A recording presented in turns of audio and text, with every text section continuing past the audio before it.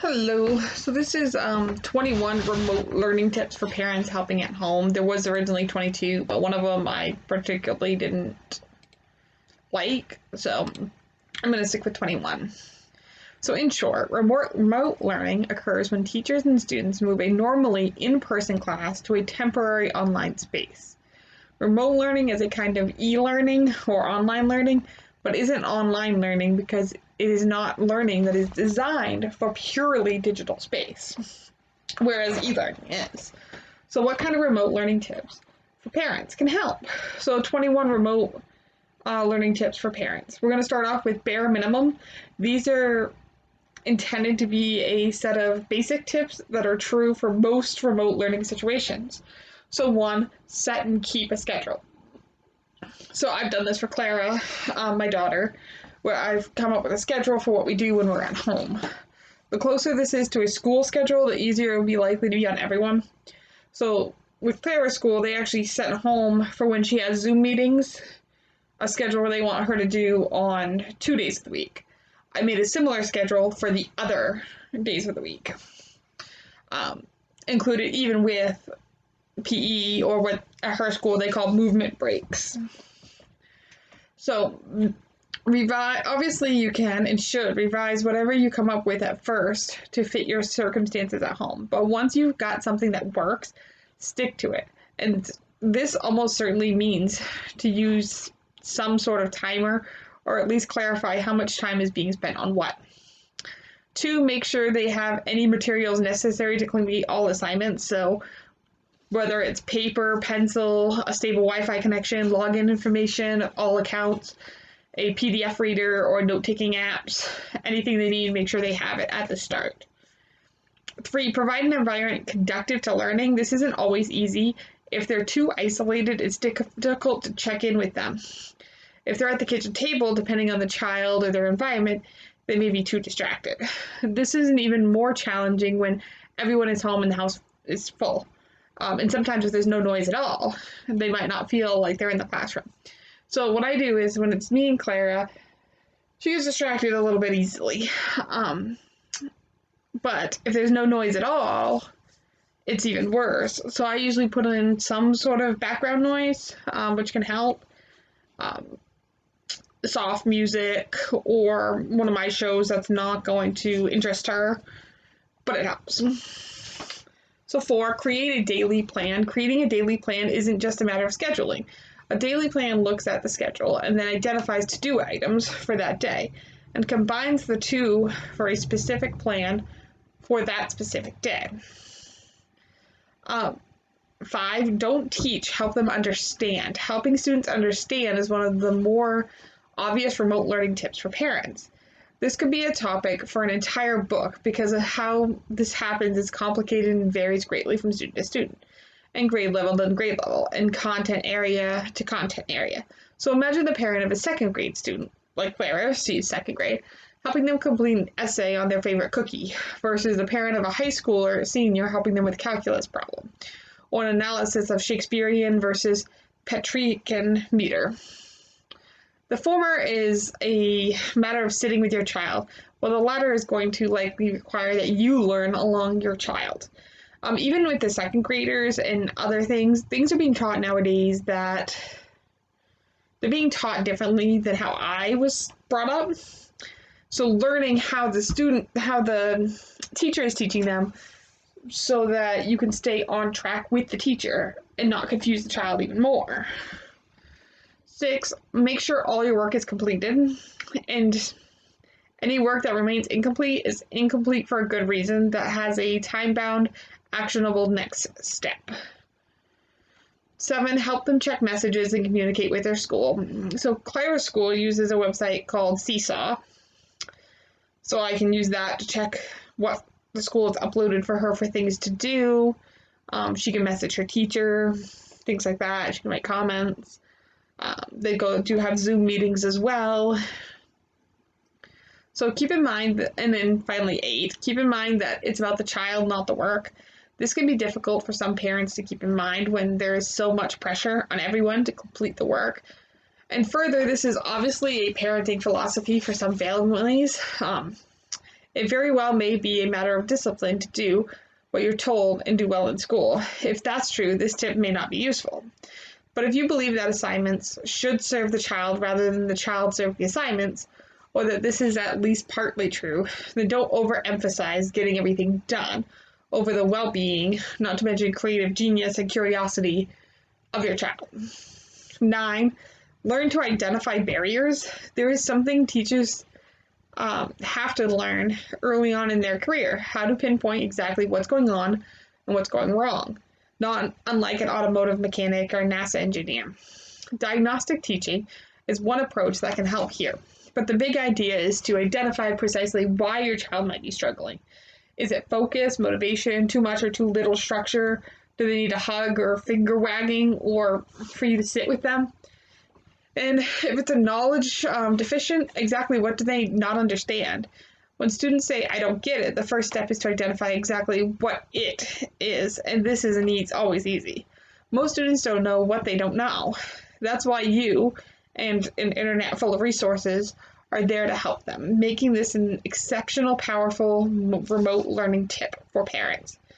And finally, 10, for the basics, is to use school resources. Contact your child's school as well as the local school district and state education resource for help. This is especially critical if your child has an IEP or 504 plan and requires additional support. So that was it for the basic. And then we move on to the intermediate remote learning tips for parents. Going the extra mile. Slightly more intermediate tips for parents with the time and resources to dedicate. So 11, personalize the learning. You can always, almost always personalize your child's learning space, sound, light, room, equipment, and you can likely adjust their schedule. You may even have some control over the curriculum, what they're learning. Use your child's strengths and gifts and build backward from them as much as possible. So how I let Clara personalize her learning is I have a schedule of what needs to be done and the time frame for each of them, but I let her choose which order we do them in. I also let her choose the room. We always go to the table, but like if it's reading, I let her choose whether we read in the living room or in the dining room.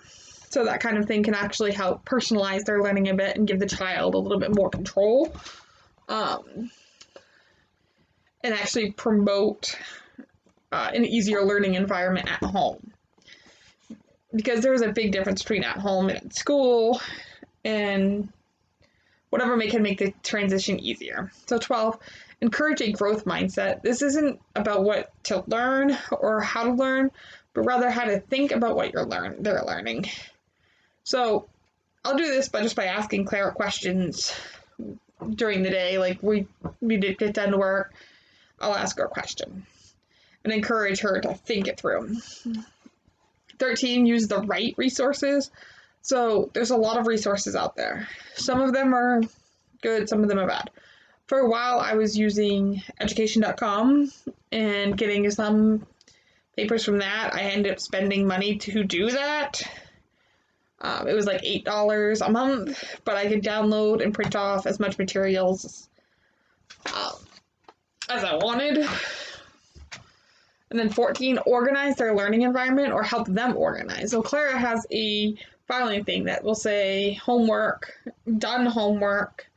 Then she has one that says art, practice. So it's all right there where she can grab it. And she actually came up with that idea on how to get organized. So I was actually a little bit proud of her for saying that. So how this happens depends. So are they using a learning management system? Are classes meeting live, daily, weekly? Write down all the meetings so they can have it themselves. You can also, for 15, encourage a little bit of self-direction. This could have gone in the basic section. Completed, but it's the most basic. The more they own their learning, they ideally have a voice and choice in their work. The easier and more fulfilling everyone will be. 16, honor the complexity of learning. Think differently about helping your child with their schoolwork. Realize that your child needs a wide range of support, academic, collaborative, psychological, technological, disciplinary, etc. And then 17, help them find their own motivation. I tried to word this carefully because children range so drastically in not only their levels of motivation and where their motivation comes from. Further, the dynamic of parent to child is necessarily different from the parent as teacher relationship. However, motivating a child is one area where parents are ideally better than any teacher could be. This idea here is to help them want to learn without punishing them psychologically or making all motivation external and independent from the actual value of knowledge being gained.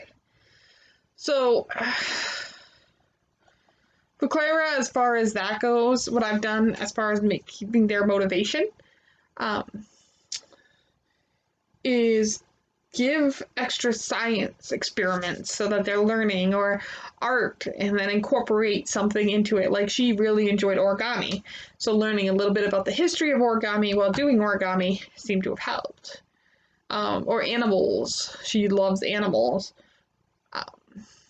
So that's just some ways of finding some motivation there. So there were some advanced remote learning tips for parents. Obviously, these would only Apple for some remote learning situations, but if you're really ambitious, you could consider trying to do the following. So 18 is understand how the brain works and how learning happens. Learning theories and neuroscience basics are two good places to start. Transfer is also an important concept. 19, you can also gamify the learning, offer points, levels, challenges, visible markers of progress. You can read more about the definition of gamification and how it uncovers the nuisance of learning.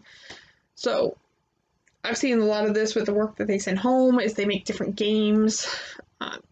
There's some online that I've showed her for typing, so I can teach her how to type. 20, help your child build a learning network. This has become a little bit difficult, so it says connect them with their peers, ideally peers with similar goals and approaches to life, to their own. So they had a Zoom meeting right before Christmas where they did hot cocoa and read a book. Ideally, I would love to try to for social emotional learning, get her to talk more with kids her age, but that's kind of hard. So 21, help them understand the value of specific knowledge and changing knowledge demands. Further emphasize critical thinking, learning how to think, and learning literacy, learning how to learn over content knowledge. So this is probably more of a homeschooling tips than a remote learning tip, but ideally it would happen in any form of learning scenario. So I've had to go over this with her before on showing her why certain things are going to be beneficial when she gets older. But that's it for this list on remote learning tips for parents. So thank you for listening.